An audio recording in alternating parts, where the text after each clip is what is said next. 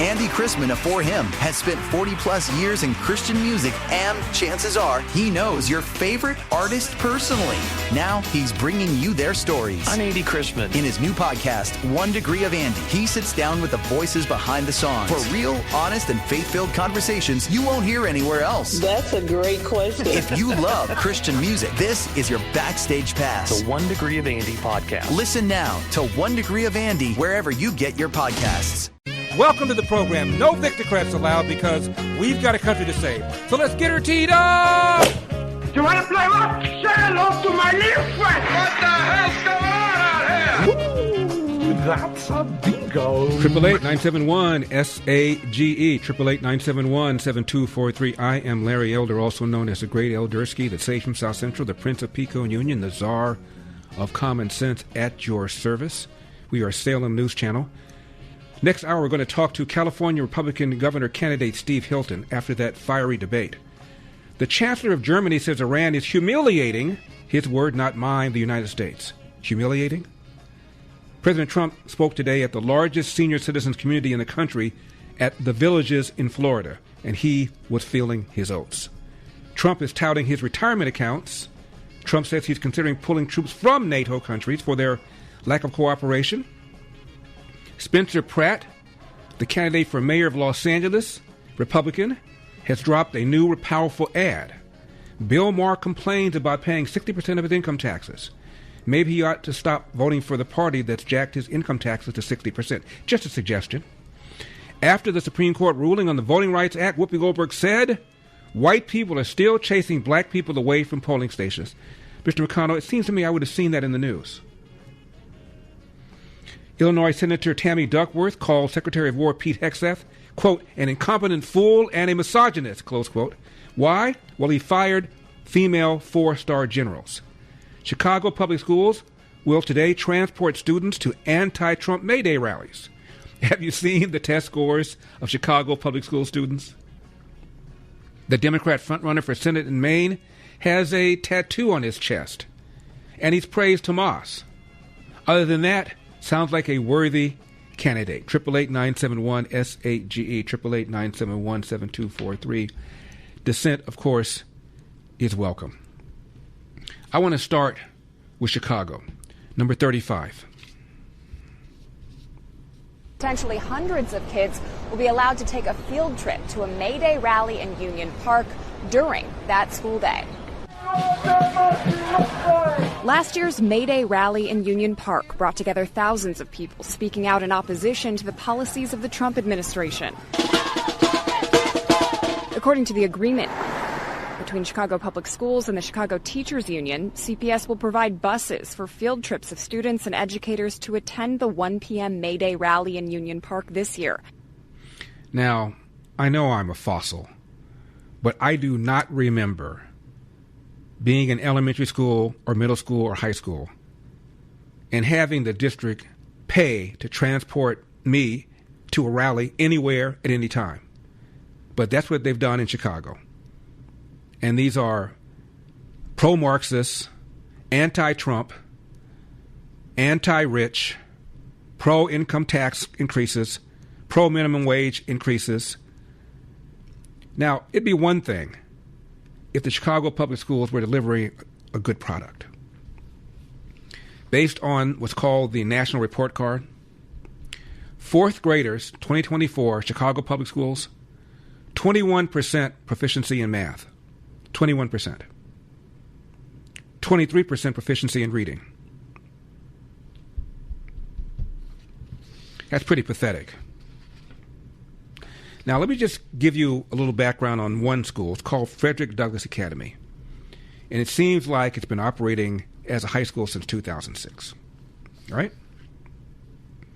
Built to accommodate 1,800 students. I repeat, built to accommodate 1,800 students. How many students do you think are enrolled? Take a wild guess. How about 27? Not 270, 27. How many full-time employees? I'm not making this up. 28. So it has more staff than children. It's the operational spending at Douglas Academy High School exceeds $93,000 per student, and that doesn't include capital outlay and debt service, which would make the spending even higher. Now, despite all this money and all this attention, the latest data from 2024 about the school, not a single 11th grade student was proficient in math or reading. 65.6% of the 27 enrolled students are chronically absent, missing more than 10% of the days. Fewer than a dozen students show up on a regular basis. So it's a real big, expensive daycare center, isn't it? Now, in general, Chicago public schools, at least 255 school buildings are underutilized. Among those, 145 are more than half empty. 24 operate at an over 75% vacancy. Since 2019, the Chicago public schools have lost 10% of their student enrollment, yet staffing has increased by 20%. They did have a kids scholarship program, school choice, but the teachers union lobbied to kill it. It would have provided choice options for over 9,000 children from low-income families, allowing parents to put their kids out of this failing school system, but the teachers union killed it. It also successfully capped the number of charter schools in the city, which of course is going to stifle competition. Polls show the teachers union has a record low approval rating in a new poll. Yet, they're still pulling that lever for Democrats, aren't they? This is just jaw-dropping. Nationwide, as I've said many times, 85% of black 8th graders, 13-year-old kids, are neither reading nor math proficient. 85%. In a digital AI era, how in the world are you going to compete?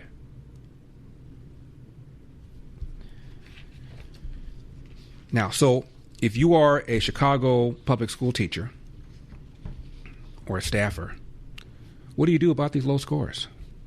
Well, you stop testing, which is what they want to do. They want to move to something called soft scoring.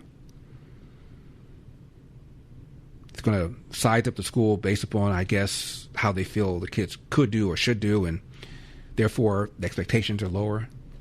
What did George W. Bush call it? The soft bigotry of low expectations. But hey, they're able to get on the bus and go to an anti-Trump rally. A Mayday rally. I heard people chanting 8647. I heard people chanting abolish ICE. I heard people saying, hey, hey, hey, KKK has to go. But they can't read. They can't do math. But they are social justice warriors. Now, I mentioned this before. There was a survey done some years ago to find out where public school teachers sent their own school-age kids. Nationwide, 10% of Americans have their kids in private school. 6% of black families do. 49% of Philadelphia public school teachers with school-age kids have their own kids in private schools. What about Chicago, you ask? 39%. So the people who know the school system the best aren't putting their own kids in it. I played you part of that debate when the later mayor of L.A., Antonio Villaraigosa, was asked, your wife is a public school teacher, but your own kids are not in public schools. Why is that? And he said, I would not ask you to sacrifice your kid's education any more than I should sacrifice mine. I'm paraphrasing. So he's admitting putting your kid in an LAUSD school would be sacrificing the kid's education, while his wife is a teacher in the LA Unified Public School District. What does that tell you? Barack Obama's mother sent him back when he was living in Indonesia with her second husband to live in Hawaii with his maternal grandparents because she wanted him to have a better education. He ends up going to arguably the best private school in the state of Hawaii. Then first 2 years at a private school here in L.A. for college called Occidental. Last 2 years, private school, Ivy League school, Columbia. Then, of course, to Harvard. Sasha Malia, well, they went to a private school set up by the teachers at University of Chicago where Obama was an instructor. And then when Obama moved to D.C., enrolled him into Sidwell Friends, I believe the tuition's around $40,000 or $50,000, the same private school that Chelsea Clinton went to. So the girls never attended a public school. Yet, Obama opposed school choice. The Democrats opposed school choice, even as people like Gavin Newsom, Joe Biden enrolled their own kids in private schools. That alone should cause people to rethink their knee-jerk affiliation with the Democratic Party. I'm Larry Elder. Parents, the biggest question in education today is how artificial intelligence is shaping the way your student learns. Artificial intelligence is changing education faster than most schools are willing to admit, and many families are rightly concerned. At Patrick Henry College, the goal isn't to outsource thinking to machines. It's to train students to think for themselves.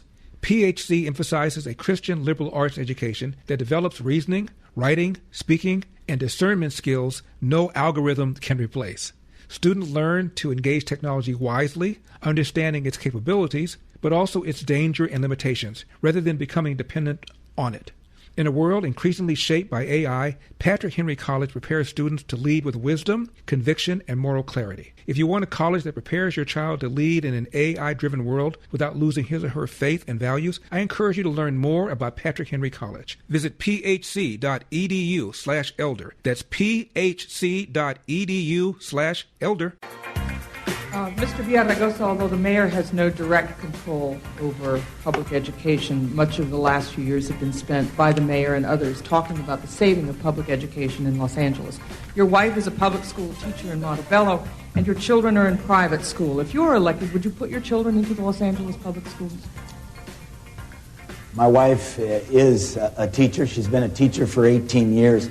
I've said to her that I promise that I'm going to make fixing up our schools my number one priority, that I'm going to audit this school district, that I'm going to spearhead an effort to work with the school district to build the 100 new schools that we need. In answer to your question, I'm doing like every parent does. I'm going to put my kids in the best school I can. My kids were in a neighborhood public school until just this year. We've decided to put them in a Catholic school. We've done that because we want our kids to have the best education they can. If I can get that education in a public school, I'll do it. But I won't sacrifice my children any more than I could ask you to do the same. 888-971-SAGE, 888-971-7243. I am Larry Elder, Salem News Channel. What does that tell you? That's the first time this man ran for L.A. mayor. He was defeated in part because of that comment he just now made. He then later on went and served 2 terms. He's now running for governor. I would not sacrifice my kid by putting him in a school district. But I'm going to work hard to make sure that it's really good for other kids. If there are any Democrats listening to me, does that not bother you? Does this hypocrisy not bother you? When Obama moved to D.C., Michelle made a big showing of kicking the tires at a bunch of public schools in Washington, D.C. to determine whether to enroll Sasha Malia. And I said on the air, if they enroll these girls in a public school, I will wear a dress to work tomorrow. Well, the dress is still hanging in my closet. I didn't have to wear it. Sidwell Friends. Look up how much Sidwell Friends cost. Now, if there is a better route to escaping poverty than education, I don't know what it is. And here you have these Democrats opposing school choice, while the teachers themselves have their own kids in private school, while the politicians do. And while they're sending kids on buses to anti-Trump rallies on May 1st, as opposed to reading, writing, and computing. 23% math and reading proficiency. Are you kidding me? 888-971-SAGE, 888-971-7243 is the number if you'd like to weigh in. Now let's move on to Iran. The Secretary of War was pressed by this Democrat about whether or not he will deploy the military to our polls. What? Number 31. Tell the American people, will you deploy the uniformed military to our polls to collect voter rolls or machines? Are you accusing me of performing? Because you're performing for cable news right now. But just Mr. answer the Secretary, question. we have It's a hypothetical. By the way, in 2024, under the Biden administration, 15 states did deploy. Under troops their to polling governor's stations. authority, when their governors asked What did for Joe it, Biden say about that's that? fundamentally, I don't think anything, because he needed them for cybersecurity and for COVID. Trump did it too, under Trump. But it was not the federal decision. It was those governors of the states under their authorities, okay? It's never been done in our history. Please stand up for the Constitution. Do not send uniformed military to our polls. Do you have a response to that portion of the question, Mr. Secretary? I've never been ordered to do anything illegal, and I won't. That goes without saying. Thank you for the answers. You know, as I'm watching these hearings with Pete Hegseth, you can see why President Trump has chosen him. And a lot of people criticize President Trump for choosing people who had positions on television. And there's another reason for that.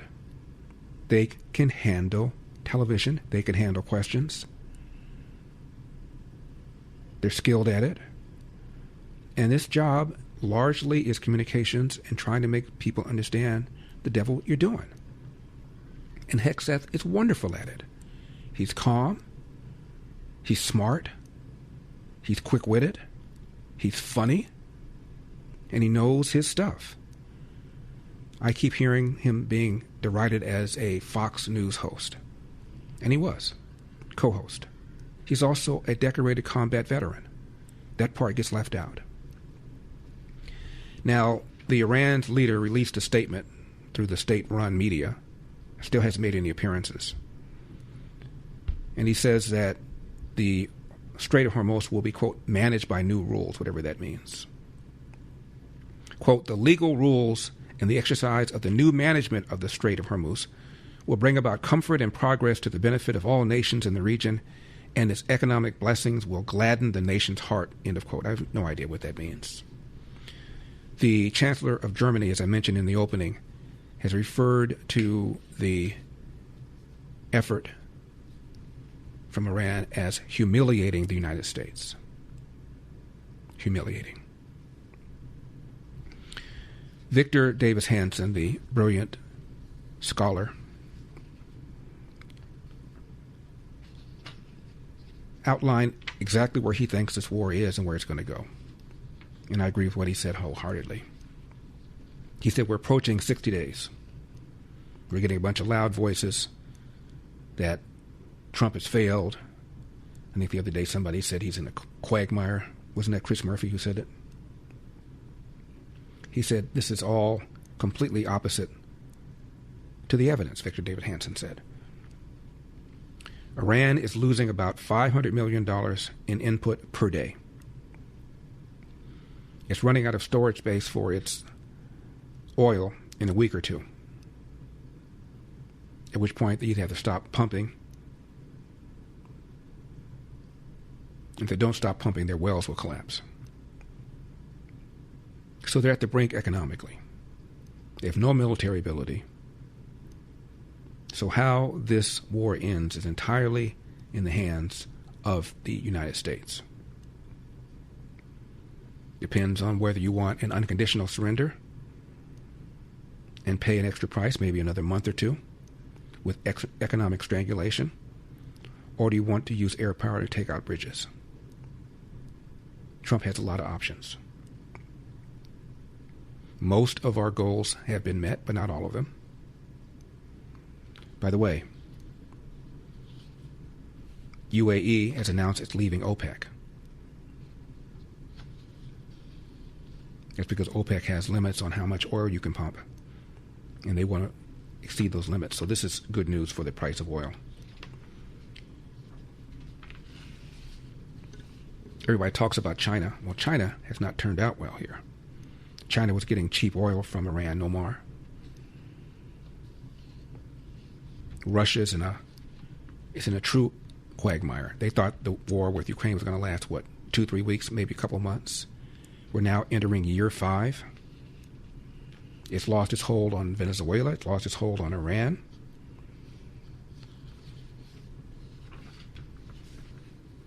More on this when we come back. 888-971-SAGE. Do not leave town.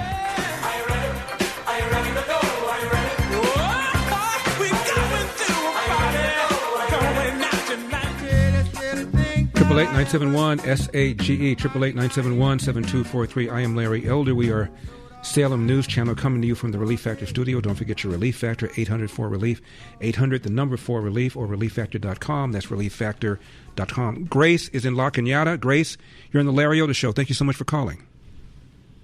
Thank you so much, Larry, for acknowledging my call. Actually, I believe what is happening is the Democrat Party is not the Democrat Party that our parents knew. It's been infiltrated and subjugated to, they've embraced, like the enemy of my enemy is my friend. Mm-hmm. They've been bought out by Qatar, China, and the left-wing Democrat Party. Everything they say is hypocrite, and they're undermining our country. That's so anyway. But what I was going to say about the schools, I went to Pasadena public schools, and they were horrible, actually. And I'm so glad that, thank God, I got to go to a very good. I talked to you about this before. You know, I got into the female version of, you know, your school that used to be. I don't know if they still have Pembroke, right? No, they don't. They merged. They merged it. They merged it together.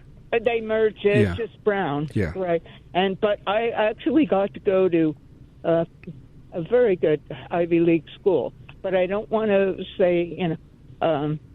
But so I've had many perspectives.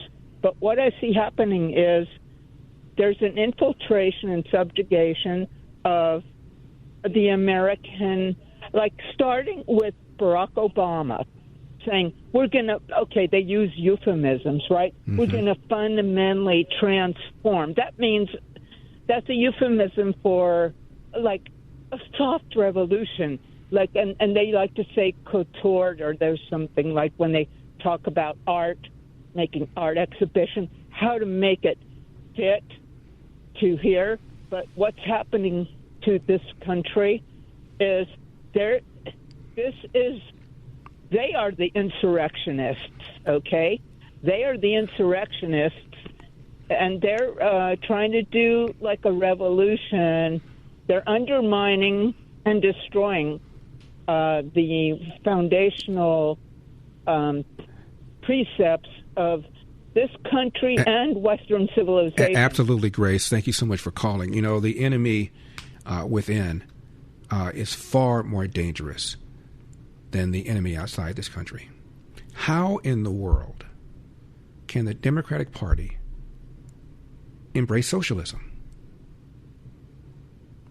Have you seen how many hundreds of millions of people have been killed by China because of socialism? By Russia because of socialism?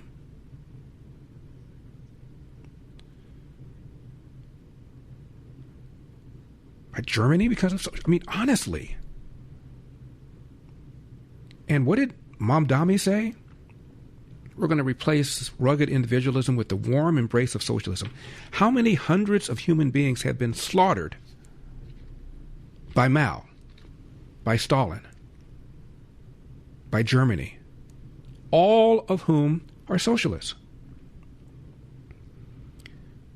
And I know that the CCP called itself communist, but the millions of people, tens of million people in China got lifted out of poverty when they loosened their socialism and allowed people to engage in free enterprise. The record is clear. Don't you understand what's being done by forcing people from each according to his ability to each according to his needs? It is so inconsistent with human nature, with excellence, with merit, from each according to his ability to each according to his needs. So if you're a talented, hardworking person, more stuff is going to be taken away from you and given it to other people who aren't as talented and aren't as hardworking. How does that make any sense? And where has that worked?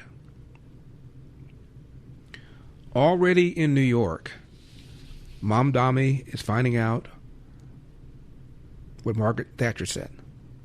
Socialism is wonderful until you run out of other people's money. The idea that the government can run a grocery store, given its very thin margins, more efficiently, more effectively, and more profitably than can the private sector is idiotic. For 250 years, Americans have believed in one powerful idea, that we were meant to live free. Free to work hard, free to move, free to enjoy life without being held back. But if everyday aches and pains are slowing you down, it might be time to declare your independence from pain. I've told you about Kirk having difficulty going up and down the stairs in the morning because of lower back pain. He began taking Relief Factor. After 1 week, he calls me and says, this is working. Relief Factor is 100% drug-free. It's a research-based formula designed to help your body fight inflammation, one of the root causes of pain. It's not a quick fix or a temporary mask. It works from the inside out, at the source. Relief Factor was created so people could get back to living their life on their terms, walking, working, exercising, and enjoying the moments that matter. This year, as we celebrate 250 years of American independence, take a stand for your own freedom. Declare your independence from pain. ReliefFactor.com, ReliefFactor.com, 800-4-RELIEF, 800, the number 4-RELIEF.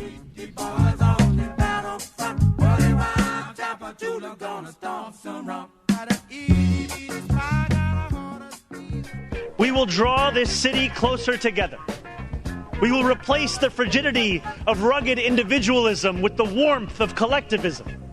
If our campaign demonstrated that the people of New York yearn for solidarity, then let this government foster it. Because no matter what you eat, how you pray, or where you come from, the words that most define us are the two we all share: New Yorkers. 888-971-SAGE, 888-971-7243. I am Larry Elder. We are Salem News Channel. A city that is the epicenter of capitalism in the world. Elected a socialist / Marxist / communist for its mayor. First thing you learn in Economics 101, there's no such thing as a free lunch. What did he offer? Free health care, free buses. Somebody has to pay for it. And already, how many days has he been there? He says he's going to, quote, raid the rainy day fund, close quote, because he doesn't have enough money to pay for all the free stuff. It's amazing how expensive free is. Stephen is in Prescott, Arizona. Stephen, you're on the Larry Elder Show. Thank you for calling. Hello. Hello, Stephen. Yeah, I've studied socialism and communism and their brainwashing tactics, and what they do is they come in and they brainwash everybody through their emotions. They program them through their emotions to fear the most dangerous Hitler-like man on earth who's going to ruin everything that you love in life. And then with more and more lies, that fear turns into anger. And then with more and more lies, it turns into insane rage and hatred, and they can no longer think rationally. They can only react to their triggered emotions. Yep. They can no longer think, but they can only feel. That's exactly what it... Go ahead. That's what's happening to America right now. But more and more Americans are waking up and coming over to Donald Trump's common sense approach to things. I sure hope so. What you just outlined is what Yuri Bezmenov, the former KGB agent, when he defected, said. Mr. McConnell, make that number 45, Yuri Bezmenov. We'll play that later on in the show. Let me get back to what Victor Davis Hanson said about Iran, for those who are calling this a quagmire, and in response to the Chancellor of Germany, Merz, who says that Iran is humiliating this country. Keep in mind, the war has been going on for 2 months. Victor Davis Hanson says, and I'm quoting, "This is going to be over with. Iran is broke. The people will not stand for, or the government won't be so stupid that they're going to start giving what was amounting to $50 to $60 million a month to Arab terrorists. They've lost $500 billion of a 50-year investment in their military, their industrial, and their nuclear facilities. Europe," he says, "is a big, big loser." When they refuse to help, Trump is now talking about pulling troops out of Italy, out of Spain, and maybe even out of Germany. Number 26. You talked about possibly pulling out some troops out of Germany. Would you be considering the same thing for Spain and Italy? I mean, they haven't been exactly on board. Yeah, probably. Yeah, I probably will. Why should I? Look, why shouldn't I? Italy has not been of any help to us. And Spain has been horrible. Absolutely horrible. It's NATO. It's not even the fact that they're bad. It's one thing if they said nicely, or if they said, okay, we'll help, but the help's a little slow. But the level, and we helped them with Ukraine. They made a mess out of Ukraine, a total mess. And we helped them with Ukraine. Ukraine has nothing to do, we're an ocean apart. It has to do with them. It's like for them, it's their front door. We help them. And Biden gave them $350 billion, which is insane. It's one of the reasons the war went on. But when we needed them, they were not there. We have to remember that. And so if we ever have a big one, because we didn't need any help with Iran. We had Iran right from the first day. It was over. It was over. And now it's even more so. We're so locked and loaded if we want to do. But we didn't need the help. And to a certain extent, I asked them, I didn't need the help, but I said, yeah, we'd love to have you help, because I wanted to see if they do it. And they, in all cases, they said, we don't want to get involved. And the amazing thing is they use the Strait of Hormuz. We don't. We don't use it. We don't need it. We have a lot of oil. Well, wait a minute. And they use it. We don't. And you would have thought they would have said, we would love to help you. But they didn't, which I think was a burst. And Germany, he's doing a terrible job. He's got immigration problems. He's got energy problems. He's got problems of all kinds. And he's got a big problem with Ukraine, because they're in that mess. And he criticized me for doing the whole thing with Iran. But I said, would you like to have a nuclear weapon in the hands of Iran? He said, no, I don't. I said, well, then I guess I'm right. He didn't have any answer to that. The bottom line is, for this world, for our country, but certainly for Israel, the Middle East, and Europe, much closer, you cannot let Iran have a nuclear weapon. And if you agree that Iran can't have a nuclear weapon, which most people agree, almost everybody, it should have been done a long time ago. But if you agree they can't have a nuclear weapon, then what I did has been executed perfectly, because our military has decimated them. Yeah. And Victor Davis Hanson points out that we assisted them in Kosovo, Serbia.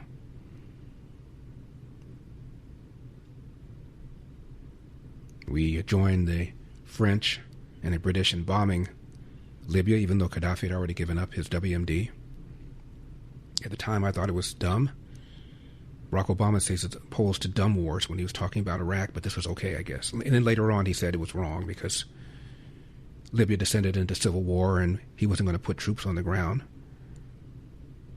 Obama called it a mistake. More on this in a second. Grandparents and parents. Turn on any streaming platform, open any textbook, scroll any feed. Our kids absorb it every single day. You are a biological accident. The universe is pointless. That's a worldview being handed to them without their permission. But the new powerful documentary, The Story of Everything, explains a deeper truth, written in the stars and the very code of our DNA. It's called intelligent design, something the cultural gatekeepers don't want to talk about, that we were created with a purpose by a creator. The Story of Everything does what no major studio would ever do. It equips you with the scientific evidence to defend your faith and challenge the narrative. In theaters right now, but only through May 6th. Be sure to watch my terrific interview with the executive producer, Dr. Stephen Myers, at thestoryofeverything.film/Larry. Get your tickets now, including a free ticket for students.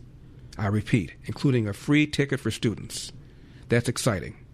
At thestoryofeverything.film/Larry, thestoryofeverything.film/Larry.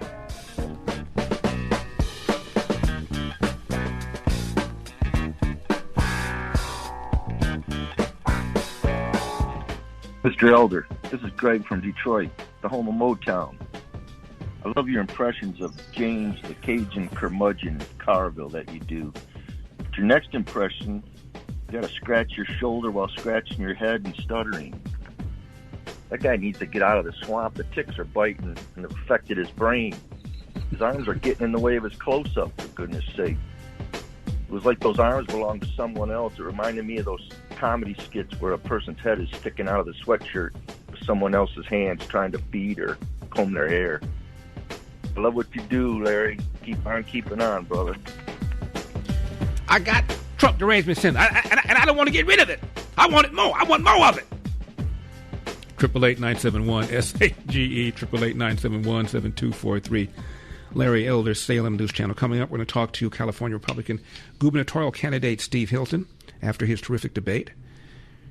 Trump is touting his retirement accounts, something that if young people invest in down the road, they could retire with a couple million. Spencer Pratt, candidate for mayor of L.A., has dropped a new powerful ad. We're going to play it.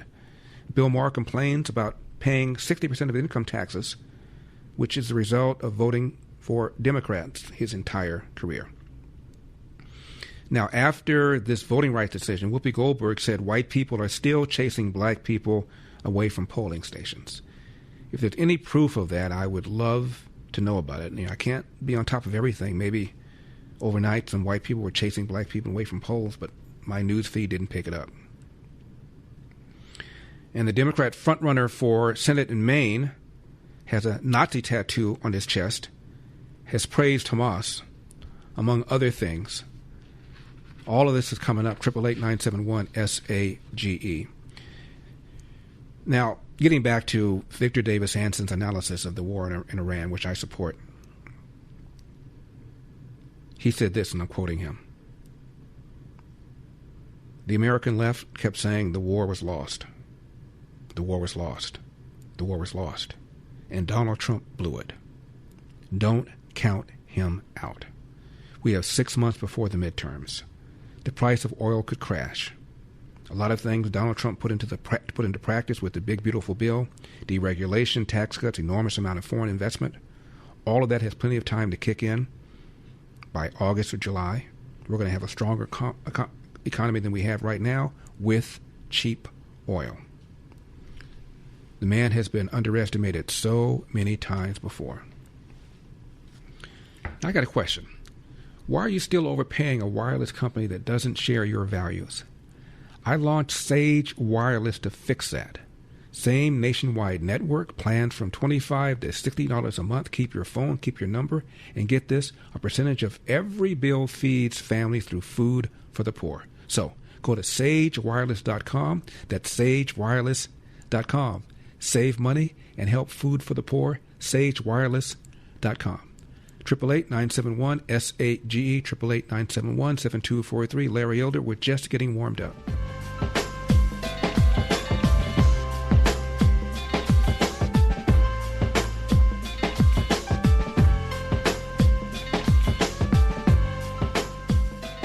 Let's get her teed up. You want to play what? Say hello to my little friend. What the hell's going on out here? Ooh, that's a bingo.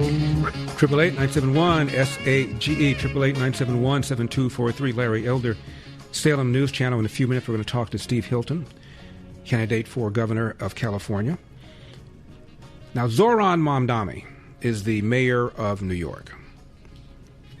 The criticism of Pete Hegseth, even though he's a combat veteran, is he's a talk show host from Fox News.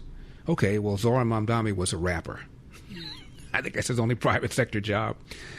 Now, all of a sudden, apparently, New York doesn't have enough money for all the things he wants. Number 46. What we would rather do is ensure that they remain as they are so that the city can be on firm financial footing. However, in order to get to this point of closing the gap on both this fiscal year and the next fiscal year, we are forced to raid the Rainy Day Fund, the Retiree Health Benefits Trust Reserve, and to increase property taxes across these other years.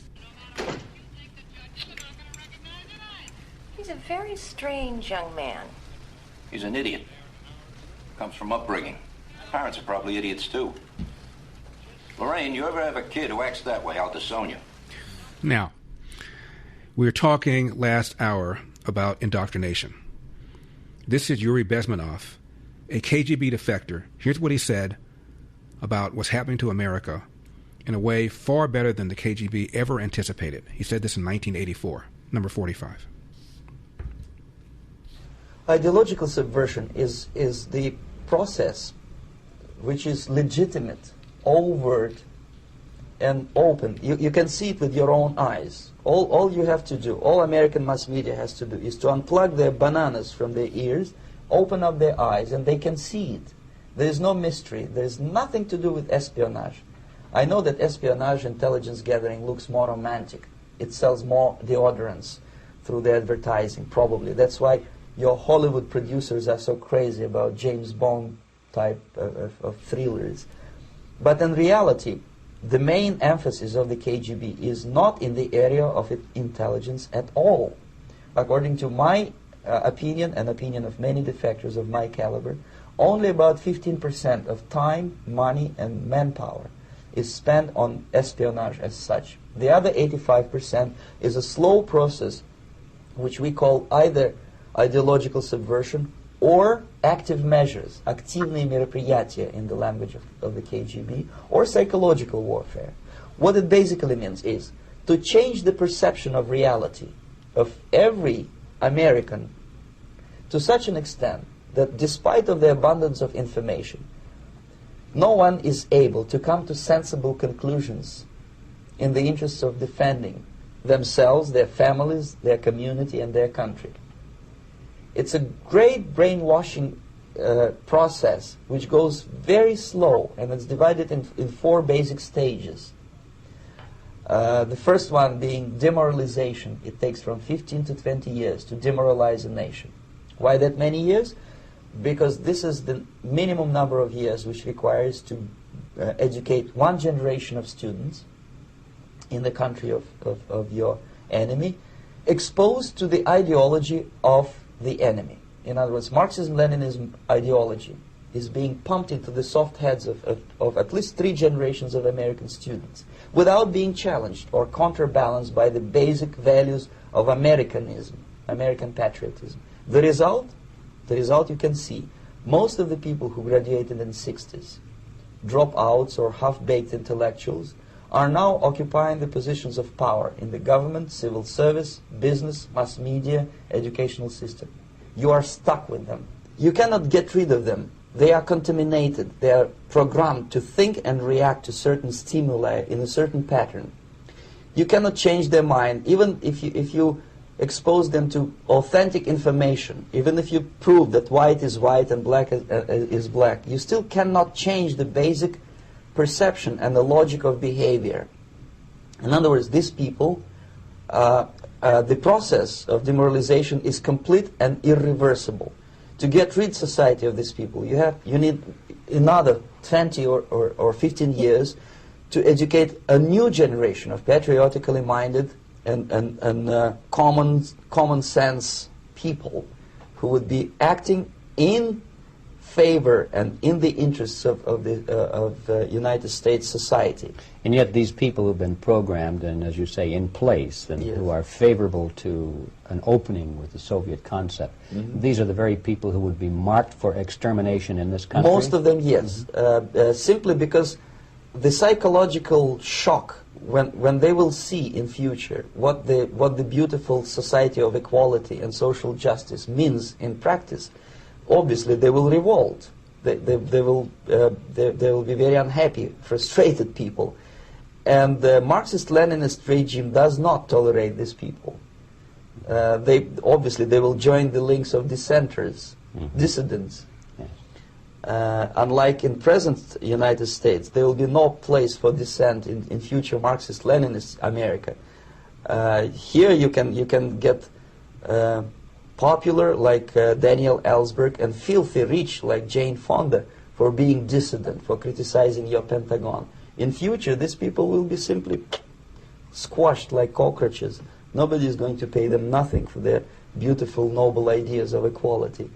This they don't understand, and it will be the greatest shock for them, of course. The demoralization process in the United States is basically completed already. For the last 25 years, actually it's overfulfilled, because demoralization now reaches such areas where previously not even Comrade Andropov and all his experts would even dream of such a tremendous success. Most of it is done by Americans to Americans, thanks to lack of moral standards. As I mentioned before, exposure to true information does not matter anymore. A person who was demoralized is unable to assess true information. The facts tell nothing to him.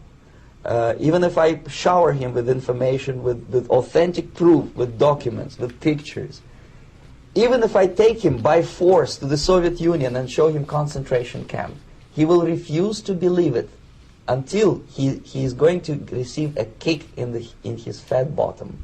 When a military boot crashes his balls, then he will understand, but not before that. That's the tragic of the situation of demoralization. So basically America is stuck with demoralization, and unless, even if you start right now, here, this minute, you start educating new generation of Americans, it will still take you 15 to 20 years to turn the tide of ideological perception of reality back to normalcy and patriotism. The next stage is destabilization. This time, subverter does not care about your ideas and the patterns of your consumption. Whether you eat junk food and get fat and flabby, doesn't matter anymore. This time, and it takes only from 2 to 5 years to destabilize a nation, what matters is essentials: economy, foreign relations, defense systems. And you can see it quite clearly that in some areas, in such sensitive areas as defense and economy, the influence of Marxist-Leninist ideas in the United States is absolutely fantastic. I could never believe it 14 years ago when I landed in this part of the world that the process will go that fast. The next stage, of course, is crisis. It may take only up to 6 weeks to bring a country to the verge of crisis. You can see it in Central America now. And after crisis, with a violent change of power, structure, and economy, you have so-called the period of normalization. It may last indefinitely. Normalization is a cynical expression borrowed from Soviet propaganda. When the Soviet tanks moved into Czechoslovakia in '68, Comrade Brezhnev said, "Now the situation in brotherly Czechoslovakia is normalized." This is what will happen in the United States if you allow all these schmucks to bring the country to crisis, to promise people all kind of goodies and the paradise on earth, to destabilize your economy, to eliminate the principle of free market competition, and to put a big brother government in Washington, D.C., with benevolent dictators like Walter Mondale, who will promise lots of things. Never mind. But this is what will happen in the United States if you allow all these schmucks to bring the country to crisis, to promise people all kind of goodies and the paradise on earth, to destabilize your economy, to to eliminate the principle of free market competition and to put a big brother government in Washington, D.C., with benevolent dictators like Walter Mondale, who will promise lots of things, never mind whether the promises are fulfillable or not. We're going to talk to Steve Hilton. Wait till you hear what NPR said about the would-be assassin. Called him often centrist, pretty moderate left-wing, if anything. Are you serious? This is their definition now of a centrist. 888-971-SAGE. I'm Larry Elder. What grade would you give him on homelessness, and what, if anything, would you do differently? You have 60 seconds. I'm a notoriously tough grader, but I would probably give him a B on homelessness. I don't think this has been an easy problem to solve, but I do give him a lot of credit for calling attention to the problem. When he campaigned 8 years ago, he was talking about housing when nobody else was. Wow, by the way, I'd love to be in your class, Katie, if you get a B for what Gavin Newsom's done on homelessness. My goodness. 888-971-SAGE, 888-971-7243. I am Larry Elder. We are Salem News Channel. His website is stevehiltonforgovernor.com. That is Steve Hilton, running for governor as a Republican here in the great state of California. He now joins us. Steve, that was a mic drop moment. I know. Thank you, Larry. It's fun, though. I enjoy these things, as we were just chatting about. We both are having the same experience. You had it before, and I'm carrying the torch now, and it's just... I enjoy it, I got to tell you. And, wow, these Democrats, there's a lot to work with, let's put it that way. I mean, the things they say are just unbelievable. There's so much to talk about California. As you pointed out many, many times, Steve, highest unemployment rate in the nation, highest income tax in the nation, highest gas prices in the nation, highest electricity prices in the lower 48, schools at rank number 47 out of 50, people leaving, taking our tax base with us. I was advised about our budget after I got the seminar on the budget. I said, this isn't a budget, it's a crime scene. Structural deficit. I want you, if you use that line, I get 10%, Steve. I got it. Okay. I won't forget. And a huge unfunded pension liability. So how is the race going? What are your polls telling you? So we're looking good. We're leading in the polls, and consistently so, and the lead seems to be getting wider.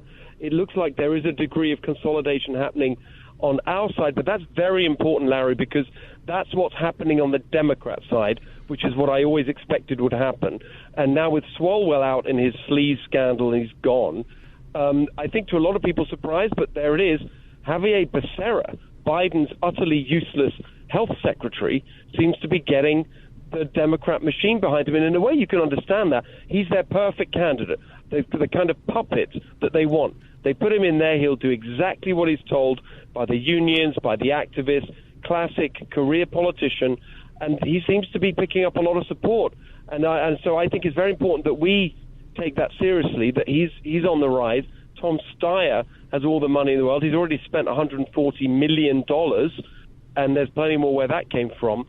So my argument has always been very straightforward. If we're not careful, far from the rosy scenario of two Republicans in the top two, we may have the risk of two Democrats if we split the vote roughly equally. And that's why I think it's important that we are seeing movement on our side where I'm moving ahead. And that's good news, because it means we'll definitely, if that keeps going, we'll definitely have a Republican in the top two, which we must have. Have you had any discussions or reached out to Chad Bianco or vice versa about making sure that doesn't happen? No, not directly. I mean, we see each other at these debates. I've always conveyed both publicly and privately that, I'm open to any conversations about that. And I said so at the convention, actually, at the party convention a couple of weeks ago. I said, look, primaries are rough. Totally get that. But look at 2016 in the presidential race. Everyone remembers all those insults, little Marco from President Trump. Well, now look at Marco Rubio and the president, how well they're working together. Mm-hmm. And I said, that's my attitude. Party. We played a clip of Katie Porter giving Gavin Newsom a B when it comes to homelessness. Xavier Becerra gave him an A for effort, he said. What? Are you serious? It's incredible. I mean, this is what you get from these machine politicians, a one-party rule. They're so arrogant and out of touch. Does he even realize how offensive that is to every single person watching say, what are you talking about? For nearly 2 decades now, we've had this crisis that shames our state. We've got just over 10% of the U.S. population, nearly 50% of the homeless population. And it's just an embarrassment. And year after year it goes on. They spend billions of dollars, and you give that an A for effort. Newsom's been there for 8 years, longer if you count his years as lieutenant governor. And do you remember what are we in now, the sort of 25th year of his 10-year plan to end homelessness, which he announced when he's mayor of San Francisco. It's just a joke. And Steve, the governor of Minnesota decided to drop out of the race for re-election because of the fraud they discovered in Minnesota. Our governor is proudly running based on his so-called record, when the fraud here in California makes the fraud in Minnesota look like couch cushion money. Exactly. I mean, we did an analysis with, I set up a few months ago Cal Doge, which is our effort to try and get to the bottom of some of this stuff. We've published 4 fraud reports now, working alongside Herb Morgan, who's running for state control, a very good guy, very smart business guy. And our total fraud in California, this is based on public information, state auditors' reports and published error rates for Medi-Cal and so on, is $425 billion in the last 5 years. That's around $80 billion a year, averaged out. That's about 20% of the budget. And Herb thinks that's a conservative estimate. I mean, this is theft. I mean, your line about the crime scene is exactly right. This is our money that's being stolen. And I think it's actually a big part of how we're going to win this year in California. Because it's one thing to make these political statements about, we pay the highest taxes for the worst results, highest unemployment rate, poverty rate, and whatever. But when people realize, they work incredibly hard, and this is what they're doing with my money that you're taking from me, I think we can really get going on. I make the comparison with 1978, Howard Jarvis, the Taxpayers' Revolt. Mm-hmm. I think we can get another Taxpayers' Revolt going this year, which is really going to help us win based on all this fraud. Steve, we just have 2 minutes left. When you first decided to run, you asked me what I would have done differently, and I told you the biggest thing is that I would have embraced the outreach by President Trump to endorse me. He reached out, and I said to him very respectfully, look, they're gonna make this about you, not about me. I want to make this California-centric. Well, they did it anyway. Every single ad had a picture of Trump and me, the only one I'd ever taken with him up to that point. So they made it about him anyway. That's my long way of asking you, Trump has endorsed you. How is that going to cut here in California, given that the man is loathed by so much of the population? Well, I think it's the same point. I'd make the same argument, but on the other side of the argument, which is they're going to say that anyway. Mm-hmm. On the left, that's their only argument, because the record is a complete disaster. None of these Democrats have anything new to offer. None of them. I hear them on these debates. They're all the same as each other, except varying degrees of either the same as what we have now or even worse. They've got nothing to offer. That's their only go-to argument. Trump, Trump, Trump, MAGA, MAGA, MAGA. And they're going to be saying that regardless. And I think it's an advantage because it really helps mobilize the Republican vote. And remember, Republicans even in a regular, not in the recall that you ran in, Larry, but even in a regular year, the Republicans get at least around 40% of the vote in California. Mm-hmm. That's the first step in winning, especially in a midterm year. Very strong Republican turnout, and the president's endorsement really helps with that. Steve Hilton for Governor.com is the website. Steve Hilton for Governor.com. Steve, good luck. Stay in touch. God bless. Thank you, man. See you soon. You got it. 888-971-SAGE, 888-971-7243. I am Larry Elder. Do not leave town.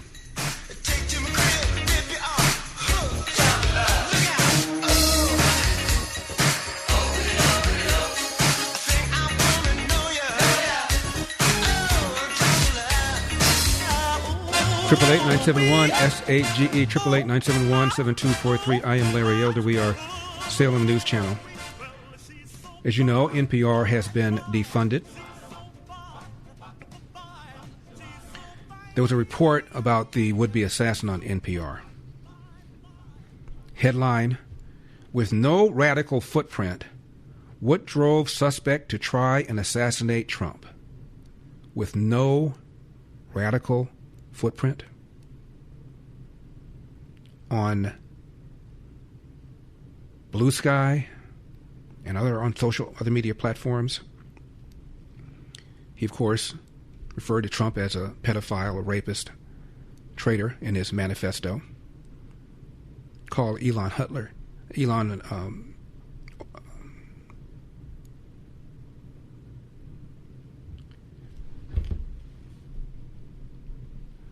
The ex-owner, Elon Musk, called him Hitler and a fascist.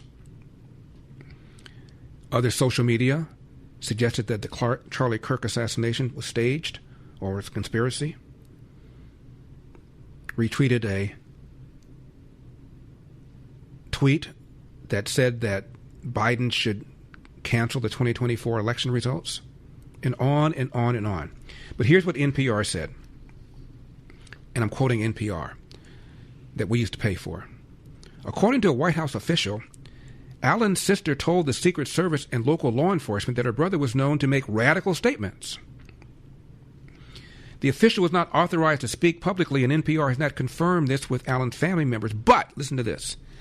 This characterization has puzzled some experts who track extremism, who say that it does not align with writings and social media activity that are believed to be linked to the defendant. Then they quote this guy. He's a senior researcher at something called Open Measures, a company that tracks online threats and narratives. His name is Jared Holt. Holt said this, and this is jaw-dropping. You look at the social media profiles that have been attributed to this suspect, and they're really not that radical. Oftentimes, it's like quite centrist, pretty moderate left-wing, if anything, end of quote. So, referring to Trump as a pedophile, as a rapist, as a traitor, Elon Musk as Hitler, as a fascist, suggesting that the 2024 results should be canceled. Oftentimes, it's quite centrist, pretty moderate left-wing, if anything, end of quote. This is just mind-boggling. President Trump is in Florida, and he is in mid-season form. Had a few things to say about Ilhan Omar, number 47. But JD's done a great job. Thousands and thousands of people are it's a fraud. I mean, look at the wonderful country. It's a beautiful country. You should try it sometime. Somalia. It's a beautiful place. It's got no government. It's got no military. It's got no anything. It's got one thing that's really strong, crime. It's got a lot of crime. They have no police. All they do is run around shooting each other. It's filthy dirty, disgusting dirty. It's a horrible place. They come here, and Ilhan Omar, you ever hear of her? She heads it. And think of it. They have nothing but crime, poverty, pollution. Everything is horrible over there. Nothing good. They say it's the worst country anywhere in the world, and we got some beauties out there, but it's the worst. And then she comes here from Somalia, and she tells us how to run the United States of America. She says, the Constitution gives me certain rights.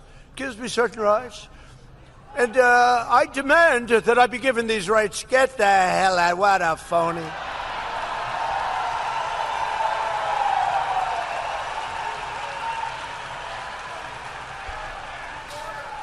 And then she married a brother to come in. I don't know, you're not.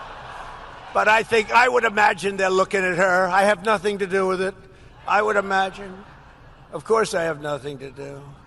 I have nothing, but I believe she married her brother, which is totally illegal. Although it's a lovely couple, actually, but it's a little bit on the illegal side. Darling, I love you very much. Good night, brother. Let's go to bed. Good night. Isn't she despicable? I can't stand watching. I can't stand. Did you see last month she accidentally checked the wrong box? It said she was worth $38 million. And law enforcement came after her for that. And then all of a sudden she was worth less than $80,000. Hey, parents and grandparents, isn't it frustrating what our kids are learning about where we come from, why we're here, all the big questions? Sadly, they're being told we're here by chance, a happy accident with no real purpose. So I'm telling everyone I can about the new powerful documentary, The Story of Everything. It impressed me so much a dynamic documentary that explores the mathematics of fine-tuning the code embedded in DNA and asks the questions mainstream media totally avoids. So let's equip each other and our kids with the truth about the universe and its creator. It's an absolute game changer, the story of everything. It's in theaters right now, but only through May 6th. And be sure to watch my interview with the executive producer, Dr. Stephen Myers, at thestoryofeverything.film/Larry. That's thestoryofeverything.film/Larry. Get your tickets right now, including, get this, a free ticket for students. I repeat, a free tickets for students. At thestoryofeverything.film/Larry. Again, that's thestoryofeverything.film/Larry, including free tickets for students. Thestoryofeverything.film/Larry.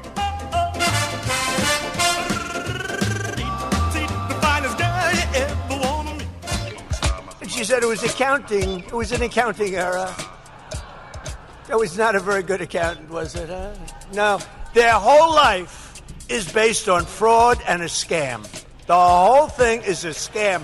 And we ought to get those people the hell out of our country.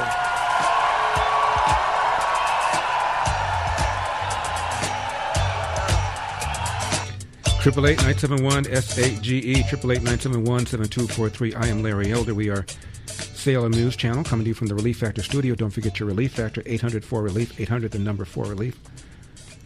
Coming up, the Democrat frontrunner for Senate in Maine has a Nazi tattoo on his chest and praised Hamas, so he is well qualified. Spencer Pratt, candidate for mayor of LA, has dropped a powerful new ad. We're going to play it for you. Bill Maher complains after voting Democrat his whole life for paying 60% of his income in taxes. And Whoopi Goldberg, after the Supreme Court ruling on voting rights, said white people are still chasing black people away from polling stations. I'd love to see the footage. The president in Florida at 2 large rallies. We'll talk about that later on. He also was touting his TrumpIRA.gov website, number 38. Beginning at the start of next year, every American will be able to go to TrumpIRA.gov and open a new low-cost IRA account. You'll then be able to access the same type of retirement accounts that federal employees enjoy through the thrift savings plans, which are incredible. As part of the Federal Savers Match Program, low-income Americans will be eligible to receive up to $1,000 per year in matching funds deposited directly into their accounts. It's a great thing. For millions of Americans who lack employer-sponsored plans, this will be really revolutionary because they'll be covered. Nobody thought that was possible. For example, if a 25-year-old who is eligible for a Savers Match Program invests just $165 a month under the matching federal contributions, they will have an estimated $465,000 in their account by the time they're 65 years old. In other words, they'll be rich. And there's something awfully nice about that. But this is only the first step. I was talking to Kevin Hassett a little while ago, and the people standing right behind me, we're going to take it to the next level. And the next level, Kevin, you're going to mention something, but the next level will be necessary to have congressional approval. What you just heard, we don't need congressional approval. And it'll never be terminated, because to terminate it, if somebody else is in office, to terminate it, you'd have to take that money away. You'd have to really take away something that's so positive. I don't think any politician would do it. The Illinois Senator Tammy Duckworth has accused Secretary of War Pete Hegseth of being an incompetent fool and a misogynist because he fired a couple of female 4-star generals, number 33. There's another question that was raised by your colleague, Senator Mazie Hirono. Let me play that exchange. Did you order the review to support a potential decision to overturn the policy of having women in combat roles? We are laser focused on standards. The highest male standard for every combat arms position should be the standard. And 10 years into this, we are reviewing it, which is what the American people would expect. Will you make the study public? Will you make that study? Yes or no? We're doing the study for that very reason, to ensure that real science is applied to this question and not social engineering like the previous administration. Yeah, I want to expand on that because he said earlier, Secretary Hegseth did, he accused Democrats on the committee and the previous Defense Department of being focused on, and I'm quoting him here, hype, social engineering, gender, race, in ways we think, he says, were unhealthy for the department. You served in the Reserve Forces for 23 years before retiring at the rank of Lieutenant Colonel. What's your reaction to that? Well, Pete Hegseth is an incompetent fool. He is a misogynist, and he's been trying to get rid of women's role in our military. He obviously must have lost out a promotion to a female service member at some point. Okay, now let's have Hegseth explain why he's doing what he's doing. Number 34. I haven't talked about it as much in these hearings because this is a budget hearing about $1.5 trillion that's historic and significant. But underwriting the change that we've seen at our department was a laser focus on getting back to basics. And the key word to that is merit. We had a department that was obsessed with gender, ideology, and race, diversity, equity, and inclusion. In fact, the mantra you would hear dripping from the lips of generals and with a serious look on their face was, "Our diversity is our strength," which is the single dumbest phrase in military history. Of course, our diversity is not our strength. Our unity is our strength, our shared purpose, the flag we wear, and the Constitution we serve to defend. And when you clear that debris away, whether it's Marxist ideologies or social engineering or political correctness or quotas based on gender and diversity, you get the best of the best rising up, regardless of gender, regardless of race, motivated by that environment where merit reigns. It's accountability, standards, lethality, readiness, training, all the debris wiped away. That is the secret sauce of the revival of the War Department, and why Americans are attracted to serving in it, and why those inside it, why morale is sky high. And any insinuation that it is not are coming from folks who haven't been in our units recently. Go visit the troops at every level, and their morale is at record level. And I want to diversity is our strength. The single dumbest phrase in military history. End of quote. Unbelievable change going on. And as a result, recruitment sky high, record numbers of people signing up because they realize the standards are now not going to be watered down anymore for purposes of DEI, for purposes of social justice and equity. And as the KGB defector says, that kind of ideology is all through our society now. People running corporations, people running schools, colleges, universities.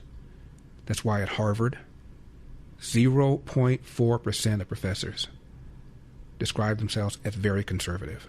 2.5% describe themselves as conservatives. All the rest are left-wing. And these are professors. The associate professors are even worse. Teaching assistants even worse. And that's just academia. All throughout corporate America, all throughout our media, all throughout Hollywood. People that think and reason like that. Now, our founders believed that freedom wasn't just a word, it was a way of life. The freedom to move forward, the freedom to pursue what matters most, the freedom to live fully. But pain has a way of taking those freedoms away. This is why Relief Factor exists. I've told you about my buddy Tom, scratch golfer, says he can't get out as often as he wants if it weren't for Relief Factor because of pain in his shoulder and his back. Relief Factor is a 100% drug-free, research-based supplement designed to help support a healthy inflammatory response, addressing pain at its source, not covering it up. Over 1 million Americans have found relief and reclaimed parts of life they thought were behind them.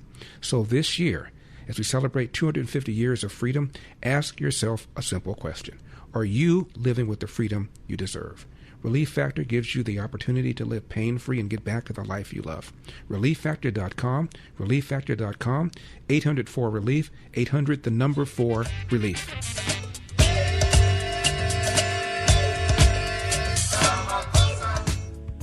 Hey, Larry, this is Jay, and you are on my TV right now talking about being a Republican and having a personality. Well, I just want to back you up on that. I am a gay Republican, and I have bumper stickers on my car that say Gexit, gays exiting the Democratic Party. So you can share that with all your liberal friends. Let them know there are many gay people that are conservative. I'm one of them. Thank you so much for your show. 888-971-SAGE, 888-971-7243. I am Larry Elder. We are Salem News Channel. Coming up, you remember what the woman at the LA Times referred to me as the black face of white supremacy? Her name is Erica D. Smith. She now works for Bloomberg. After the mayor of LA, Karen Bass, got elected, she wrote a column and said Karen Bass is Los Angeles' first black female governor, and it's a big deal. That's verbatim, and it's a big deal. Now, of course, I would have been the first black governor of California had I been elected. Not that I even brought that up, because I think it's time that we talk about people's qualifications as opposed to their race or their gender, ideology, whatever. Far more important. But she said that the election of Karen Bass as LA's, quote, first black female mayor, close quote, is a big deal. I wonder how the people in Palisades feel about the first black female mayor, who knew this was coming, instead went to Uganda. The water wasn't there. The way the fire was handled, trucks not deployed, the budget slashed according to the fired LA County fire head. I bring this up because there was a phone call recorded between the mayor and a constituent 2 or 3 days before the fires.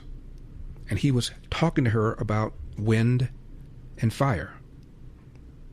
And he posted it. And she has now since said, we weren't talking about wind and fire, we were talking about law enforcement. So the man who recorded it went public and explained exactly what they were talking about and why he recorded it. Also, the mayoral candidate, Stephen Pratt, told a story of how Spencer Pratt told the story of how Karen Bass, when Trump advised her to speed up the procedure for permits to rebuild the Palisades, said, I'm going to do the opposite because I don't want to do anything that Trump has advised me to do. All this and more coming up. 888-971-SAG, and Whoopi Goldberg says white people are, quote, still chasing black people away from polling locations, close quote. Any, evidence of that? If anybody's seen any white people chase black people away from polling locations, call me, 888-971-SAGE.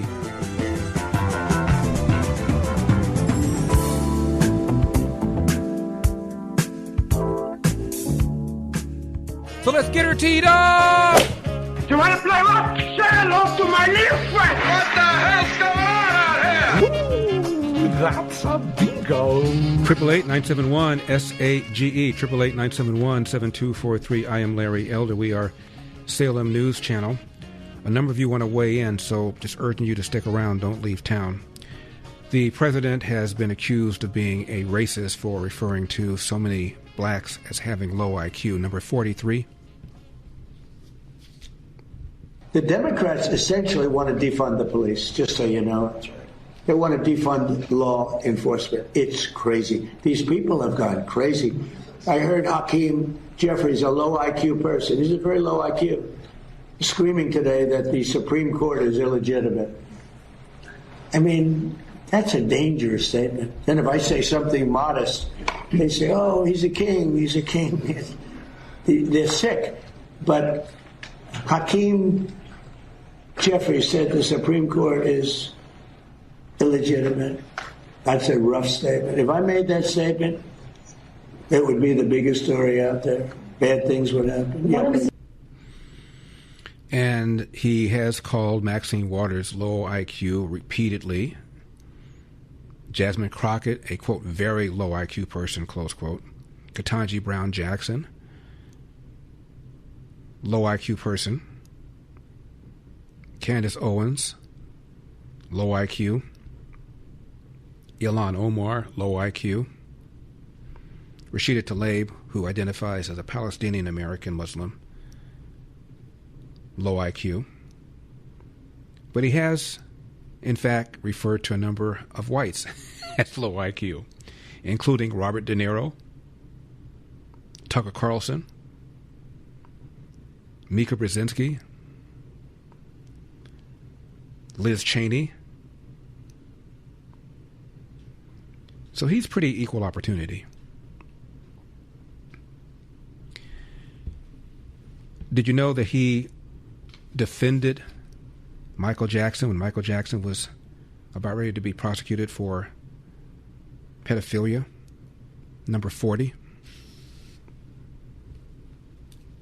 This can depend on the testimony of the child accuser. In general, the child will be able to recall and recollect with some detail the incident, and that is persuasive to a jury, even if it is the only testimony that is available. Jackson gave a wave when he was released after booking. He's scheduled for arraignment in January. Michael's been a long-time resident of Trump Tower, and last night the Donald strongly reiterated his defense of Jackson with Larry King by going after the accuser's mother. She's had plenty of experience at going after people, and she goes after them viciously and violently, and I saw a story and I read another story about some of the things she's done, and I don't believe it. But you know what it's like when an indictment comes down. It's tough. It's presumption. It's tough. It's tough to win, but I have a feeling he's going to win, Larry. The interesting thing is I've known Michael from many different standpoints, and Michael would spend a lot of time with my kids. I have beautiful kids, and at the time, like at Mar-a-Lago, and even in Trump Tower, the kids were very young. Michael would come, play with the kids. He just loved children. He was not a child molester. And Trump was right. He was not found guilty. Now, this is a phone call 3 days before the devastating Palisades fire. The call is between Mayor Bass and a guy named John Alley, a property manager, who was calling her to talk about the wind and the fire. Number 5. The situation is very dangerous, and I would never do. I will take the criticism before I do a publicity stunt. And frankly, a press conference at this point in time would just be publicity. I think the neighbors, the property owners, and the residents. I mean, 41,000 people live within a square mile here. Yeah. Two families share a one-bedroom apartment. But they want to hear that something is going to be done. They want to know it's recognized. But they want to know it's recognized. Exactly. But if I have a choice between that and compromising something, I just have to go along with it. It's not my area of expertise. I want to make sure that you are safe. And hopefully you can read in between the lines. But I would just appreciate and it's hard for me to tell you this, but hold tight. You will understand soon. Okay. Okay? Okay. And when I am able to talk, I will be happy to go into great detail. Okay. And you've got me on the street, and you're welcome to call me at any time. I'll call you right back. No problem. And just in terms of my trip, just so you know, I'm missing 2 work days. Okay. That's it. And if President Biden extends me an invitation, I took it. Now, it sounded to me like he was trying to tell her to go public and talk about these fires and to warn people. The man who recorded it has since talked about why he recorded it and what they really talked about. Number 16. Meantime, sharp disagreements over a recorded phone call involving Los Angeles Mayor Karen Bass made just days before the Palisades fire. Now for the first time, the man who recorded this is speaking publicly as the mayor's team is pushing back, calling his claims misinformation. Matthew Seedorf has both sides. Sharp disagreements over a recorded phone call involving L.A. Mayor Karen Bass just 3 days before the Palisades fire. I knew I couldn't write that fast, so I recorded part of it for my own safety and for posterity. I had to do it. I want to make sure that you are safe. And hopefully you can read in between the lines. For the first time, John Alley is publicly identifying himself as the man who recorded that controversial call. If President Biden extends me an invitation, I took it. It's the president. This is not yes. Now coming forward weeks before the primary election. Why is this coming out now? I think people need to know. They're still asking me why the call. What was my relationship with her? As a business owner with dozens of properties across L.A., Alley says he and the mayor used to talk regularly. I have a good sense of what's going on the streets, and she relied on me for that. He says he recorded about 90 seconds of this conversation. In terms of my trip, just so you know, I'm missing 2 work days. 3 days before the Palisades fire. She called me and told me she was boarding the tarmac. What was it about this phone call that made you want to start recording? Her tone. When I am able to talk, I will be happy to go into great detail. According to the mayor's team, the phone call wasn't about fire danger, but about law enforcement operations at MacArthur Park, saying the call was keeping constituents updated about important city matters. She's saying that this whole phone call was about law enforcement operations at MacArthur Park. It was about wind. I warned her of the winds. The mayor's staff calling that claim misinformation and a conspiracy, adding exploiting people's loss in the Palisades is disgusting and it's a distraction from the recovery and rebuilding. It was. Fire and wind was part of the conversation. There's no conspiracy. I lost as much as anybody in terms of property and life. And that was Matthew Seedorf reporting. He says the call was about fire dangers. She says it was about a law enforcement operation, as you heard, planned for MacArthur Park. Now, the mayoral candidate, Spencer Pratt, is telling a story. Karen Bass was advised by President Trump to speed up the permitting process. So because President Trump gave that advice, she decided to do the opposite. Number 4. We don't have anybody in L.A. that fights Sacramento. And these dreams in Sacramento become nightmares of Los Angeles. They have these utopian versions of how we should live in Los Angeles, but nobody fights them in Sacramento. And again, as mayor, I want to be in their, I'm going to be on their territory. Let me tell you, I'm not just going to be fighting the city council. We need to fight these, whoever's the new governor. I may have to fight that person. The lieutenant governor, I'm going to have to fight that person. I'm going to have to fight these lawmakers because all these things they're doing are destroying Los Angeles. And no one from L.A. goes to Sacramento and fights these imaginary politicians. No, Karen Bass is fighting Trump. That's her plan. You know how, so I was just at this community thing, and one of the people was on a commission. This is one of the craziest things I've heard. And after the Palisades fire, there was a Zoom with all the commissioners. She said there was like 150. She said, you can ask my 12-year-old daughter.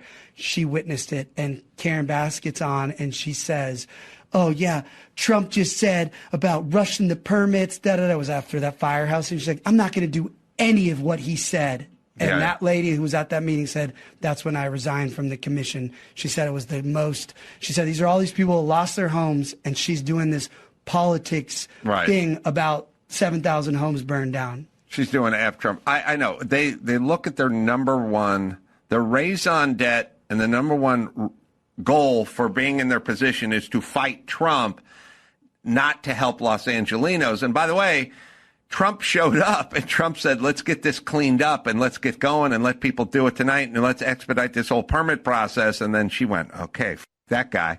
And now she's just doing the opposite. So, if Trump said to a vegan, I love that cow, the vegan would shoot the cow. That's how nuts these people are. 888-971-SAGE, 888-971-7243. I am Larry Elder. We are Salem News Channel regarding the Iran war. The Harvard-Harris poll, presided over by a guy named Mark Penn, who was an advisor to Bill Clinton. He's a moderate Democrat. Poll finds 74% of voters believe the U.S. is winning the war against Iran.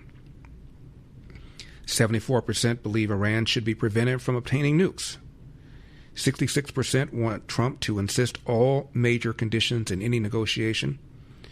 And 57% approve of the blockade. That is true. Imagine what happens if there is a successful conclusion to this war in advance of the midterms.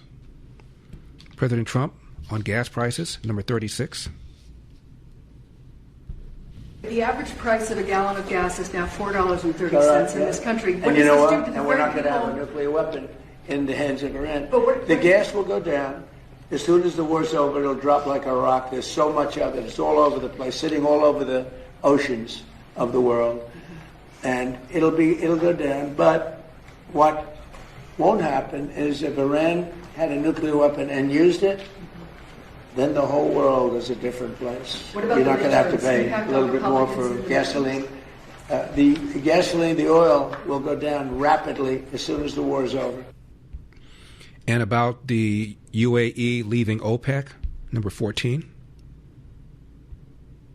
The United Arab Emirates, the UAE, they pulled out of OPEC. Yeah. What do you think about that? I think it's great. I think it's great. Look, I know him very well, Mohammed, and very smart. And he probably maybe wants to go his own way. That's a good thing. I think ultimately it's a good thing for getting the price of gas down, getting oil down, getting everything down. They have it all. He's a great leader, actually. So, no, I'm okay. They're having some problems in OPEC. And he said that Putin told him that Putin would like to be involved in any kind of deal with Iran, number 15. Sir, you spoke to Vladimir Putin not too long ago. Did you talk to him about today? Did you talk to him about progress in the space area? And what else did you talk I didn't talk about space, no. I talked about Ukraine, and I talked a little bit about Iran. I talked about a few different subjects, mostly about Ukraine, and we had a very good conversation. I think we're going to come up with a solution relatively quickly, I hope. What does he want? I think he'd like to see a solution, I can tell you, and that's good. What involvement does he want to have in the Iran situation? He told me he'd like to be involved with the enrichment if he can help us get it. I said I'd much rather have you be involved with ending the war with Ukraine. To me, that would be more important because we're going to have that. Look, we're not going to let Iran have a nuclear weapon, and we've knocked out their Navy, we've knocked out their Air Force, we've knocked out their anti-aircraft, everything, apparatus, everything they have, their radar, they have very little left. And they have some missiles, a small percentage. They have a small percentage of missile-making facilities. We knocked out about 80% of them. The rest could come very quickly if we don't make a deal. They're not going to have a nuclear weapon. They know it. And just about everybody else does. And so we talked about that a little bit. He doesn't want to see them have a nuclear weapon either. But I had a long talk with President Putin. I suggested a little bit of a ceasefire, and I think he might do that. He might announce something having to do with that. Did he announce it yet? No, but I was wondering, I was just going to ask you. No, I asked him about, even if it's a little ceasefire, there's so many people being killed, it's so ridiculous. Yeah. Mike is in Arlington, Virginia. Mike, you're on the Larry Elder Show. Thank you so much for calling. Hi. I was wondering, Larry, if you could comment on, a lot of people don't seem to understand that I think the war against Iran qualifies as a just war under traditional just war doctrine. I mean, there was negotiations which went nowhere for years. Mm-hmm. They were going to get a nuclear weapon that was going to threaten many countries. They attacked a dozen of their neighbors. So it seems to qualify as a just war. I was hoping you could comment. No, I agree with everything you just said. It's pretty much that simple. They had been at war with us for 47 years. For 47 years, they chanted death to America. They were trying to develop a nuclear weapon. This deal that Obama negotiated was ridiculous. It gave them a glide path to getting a nuke in a certain number of years. It had nothing to do with their ballistic missiles program, nothing to do with their terror proxies. And fairly recently, 60 Minutes did a piece and said that Iran was very close to getting a nuke. 60 Minutes. And during the last round of negotiations, according to Jared Kushner and Witkoff, the Iran negotiators admitted that they had enough material to make 11 bombs. So to me, there's nothing much to talk about. The question is, why wasn't something done before this? I read you that very long piece written by a official in the Catholic Church in New York City, where he talked about the concept of a just war and said this absolutely met the criteria. You know, you can do something. Trump has been accused of engaging in a war of choice. Of course it's a war of choice. The other choice was to do nothing, kick the can down the road, keep your fingers crossed, and hope they don't have a nuke and hope they don't use it. To me, this is very simple. Did President Trump underestimate their ability to oppress their people and to squeeze their people and not care about their people? Probably so. Is that a reason to quit? No, it isn't. These are people that have slaughtered, 35,000 of their own people in cold blood, unarmed civilians.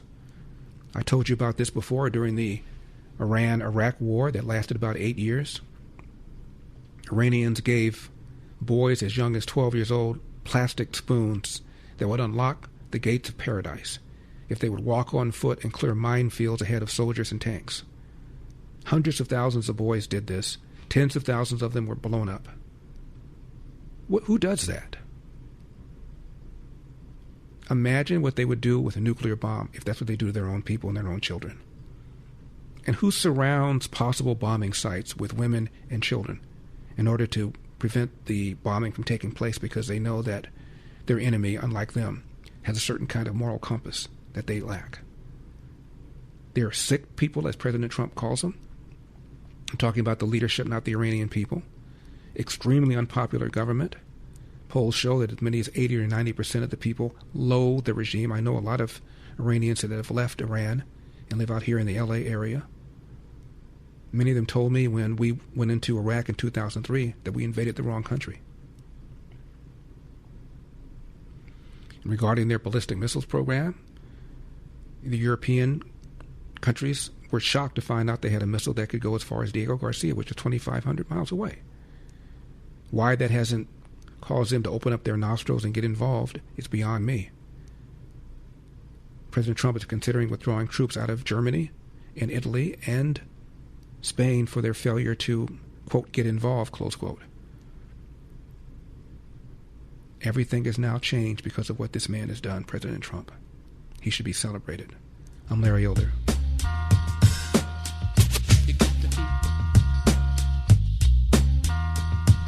The Democrats essentially want to defund the police, just so you know. They want to defund law enforcement. It's crazy. These people have gone crazy. I heard Hakeem Jeffries, a low IQ person, he's a very low IQ, screaming today that the Supreme Court is illegitimate. I mean, that's a dangerous statement. Then if I say something modest, they say, oh, he's a king, he's a king. They're sick. But Hakeem Jeffries said the Supreme Court is illegitimate. That's a rough statement. If I made that statement, it would be the biggest story out there. Bad things would happen. Yeah. 888-971-SAGE, 888-971-7243. I am Larry Elder. We are Salem News Channel. Byron Donalds is running for governor of Florida. He has Trump's endorsement. At least he didn't call Hakeem Jeffries low IQ. Number 48. So let's be clear. When you go to the polls this November, you make sure the Democrats know loud and clear that you never fought for us. You never stood for us. You never protected this nation. You don't stand for our Constitution, and you do not deserve to have any power in Washington or anywhere else in America.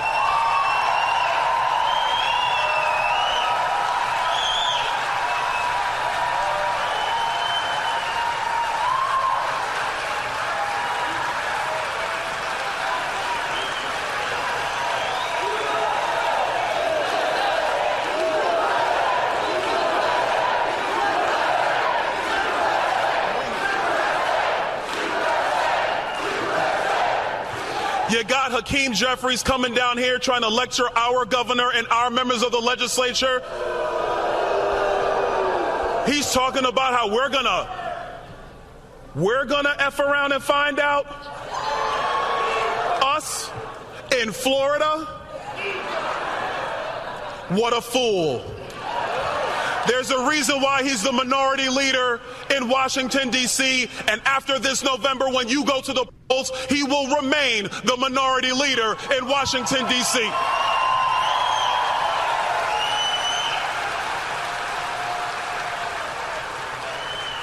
Because the only thing that the Democrats want to do is impeach Donald Trump. The only thing they want to do is impeach. We got another crazy one. Impeach Pete Hegseth. Pete Hegseth is doing a great job as the Secretary of...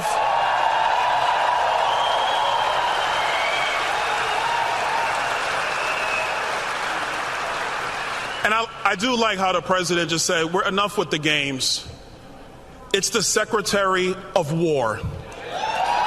Because if our adversaries and our enemies think that we are going to hold back on them, they will find out like the Iranians found out. That's F around and find out. The Democrats have an issue with this man who's running for senator of Maine. He has a Nazi tattoo on his chest. He's praised Hamas. He ridiculed women who are raped.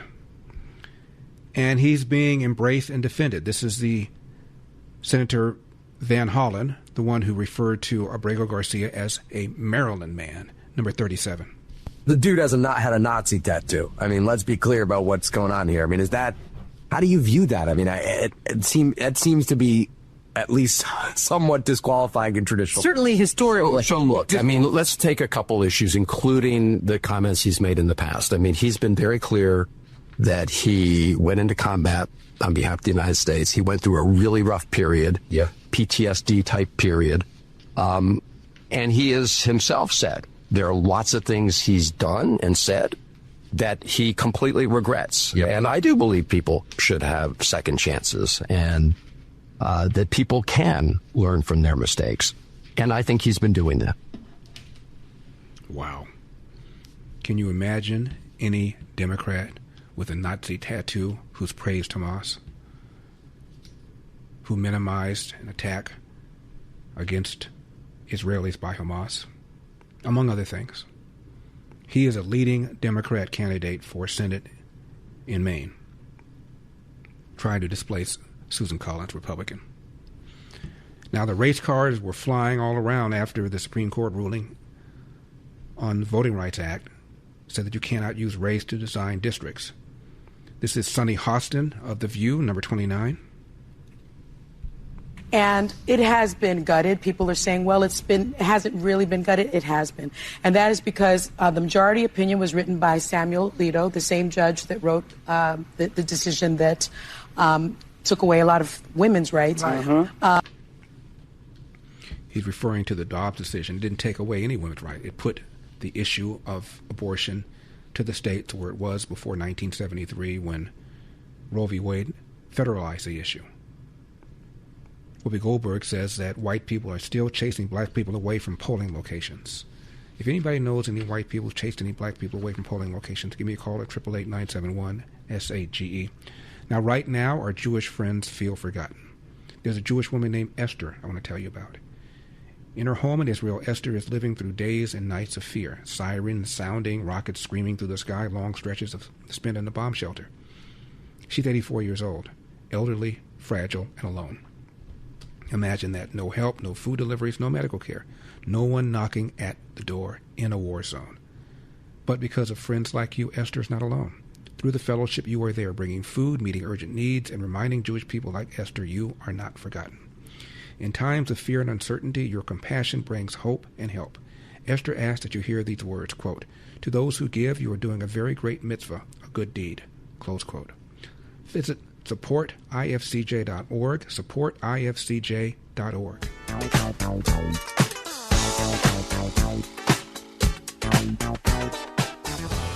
888-971-SAGE, 888-971-7243. I am Larry Elder. We are Salem News Channel coming to you from the Relief Factor studio. Don't forget your Relief Factor, 800-4RELIEF, 800 the number 4RELIEF, or relieffactor.com, relieffactor.com.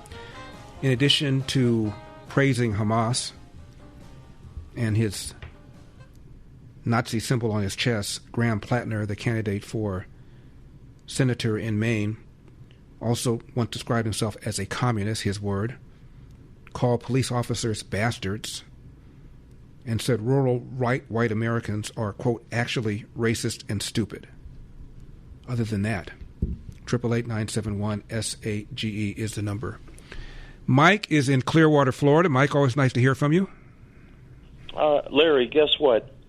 To me, social media and the takeover of our education system is what got us where we're at. And the thing that you played earlier, the gentleman, the Russian defector, that should scare the hell out of everybody. Because look at what we got, Larry. We got assassination culture. Oh, it's okay to kill somebody you don't agree with. You know, I mean, never in my wildest imaginations did I ever think I would live in a world where that would be the case. And one more thing, just before I go, Larry, do you remember when Biden said Trump is going to put you back in chains? Remember when he said that? I sure do. So guess what? Stock market at all-time high. 401k balances are way up. The biggest tax refunds ever going out. So if that's what being put in chains looks like, guess what? Put me in chains all day, every day, Larry. Bring on the chains. Mike, thank you very much for the call. Exactly.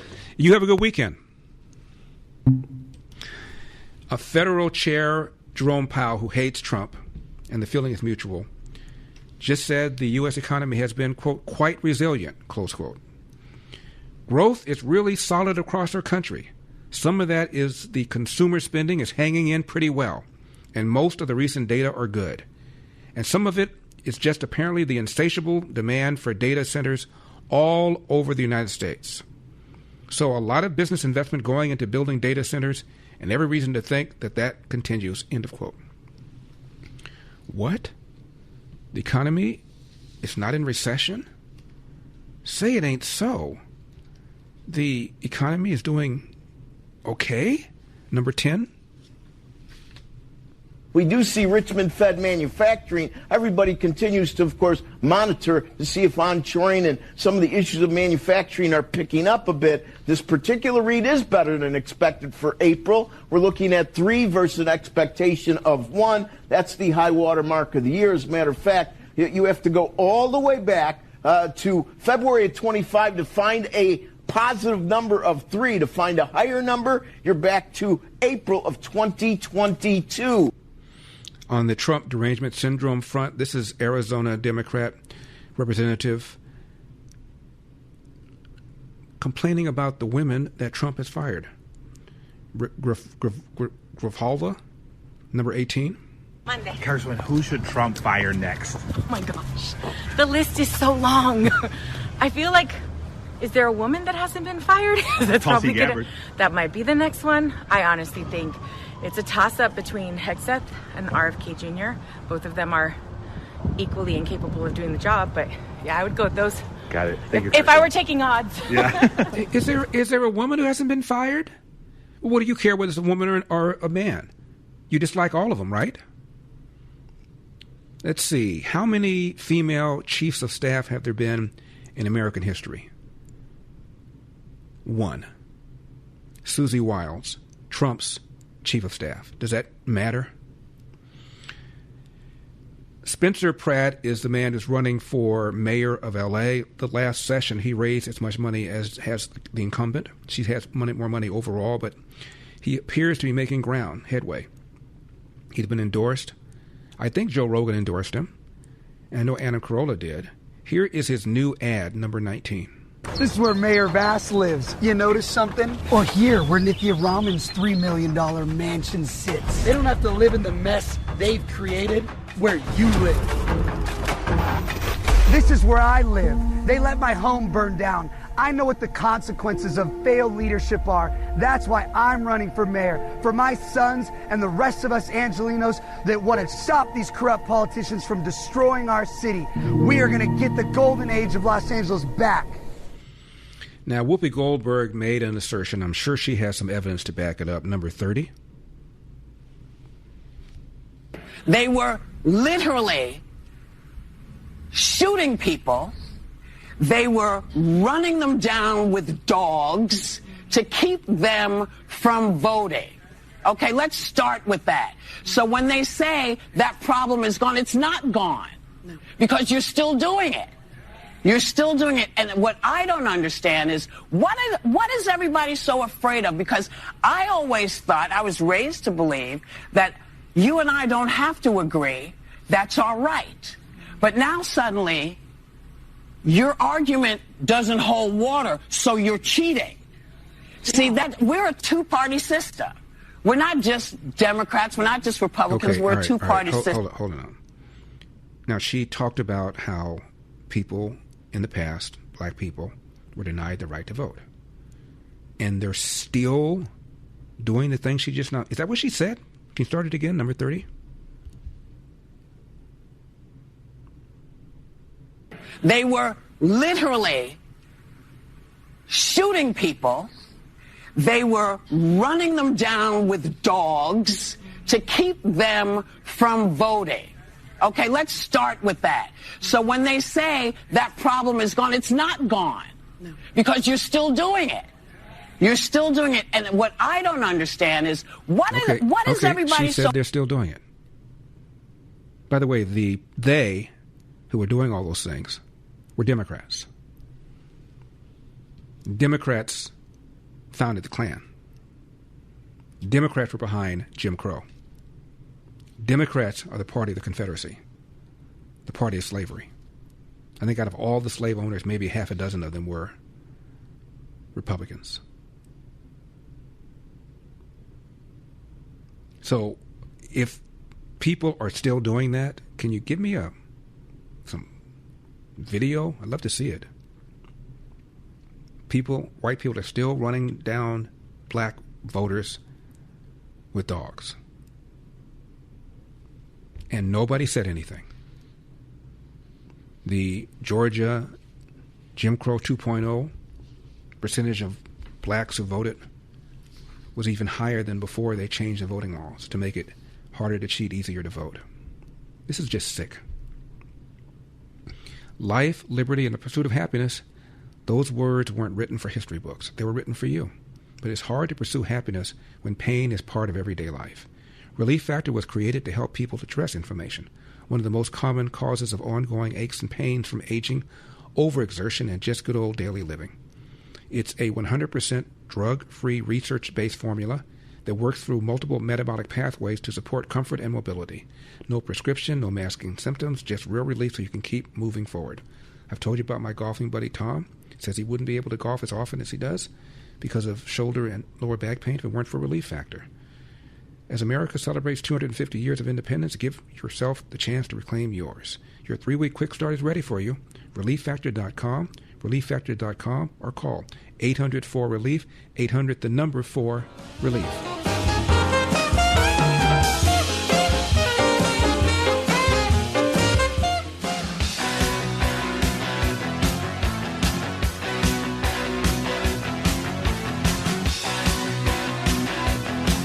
This afternoon, I'm thrilled to sign a historic executive order expanding access to high-quality retirement savings accounts for millions of Americans. In my State of the Union earlier this year, I promised to make these same types of retirement accounts enjoyed by the federal employees available to all Americans. So that's what we're doing. It only seemed fair. It's really a tremendous situation for all Americans. That was really much promises made, as I say, promises kept. 888-971-SHGE, 888-971-7243. I am Larry Elder. We are Salem News Channel. When President Trump was making that announcement in the Oval Office, I was watching Fox News. I switched over to Newsmax, and they were covering it as well. Then I switched it over to CNN. They were not. MSNBC, EHA, they were not. Later on, both of those outlets began to cover it, but only after he started taking questions about the Iranian war. So there are a lot of Americans who are completely unaware about these retirement accounts that have been now set up so that young people can get into the stock market real early, invest their money over the course of their careers, and end up having millions of dollars on the other end. Now, speaking of TDS, Whoopi Goldberg has a stage 4 case of it, number 17. It's not your building. It's not yours. That's the first thing. This belongs to the people of the United States of America. It is not your building. So building this ballroom basically means you're never leaving. Exactly. That's my question. Is he planning to live there? I guess so. Now, look me in my baby brown libertarian eyeballs, and you tell me, if Barack Obama said, you know, when we have large gatherings, people often have to gather outside in the rain and it's cold, so we need to have a state-of-the-art ballroom to accommodate large gatherings. Would anybody care? So Trump has a new plan on how to deal with Democrats. He's outlined it. Number 23. Like always unanimous, because the Democrats, they will vote against anything, no matter how good. If they had their favorite thing in the world, and we happen to want it, but we found a new strategy. We're going to oppose every single thing that we want, and we'll get unanimous votes. So I'm going to come up and oppose everything, Brian, from this point forward, and they'll vote for it. Go ahead. Second question. Yeah, he should just say, you know what? We don't need a ballroom. Ballroom would be a ridiculous waste of money. Then the Democrats would pass a resolution demanding that there'd be a ballroom. Genius. Everybody have a wonderful weekend. Drive carefully and make sure you're here on time because I will be taking attendance. 888-971-SAG. If you want to leave a message, make sure it's under 60 seconds and please no profanity. See you on Monday. God bless. What can I say? Mamba out. The mic has been dropped. All across America. That's enough. Put down the mic. The Larry Elder Show.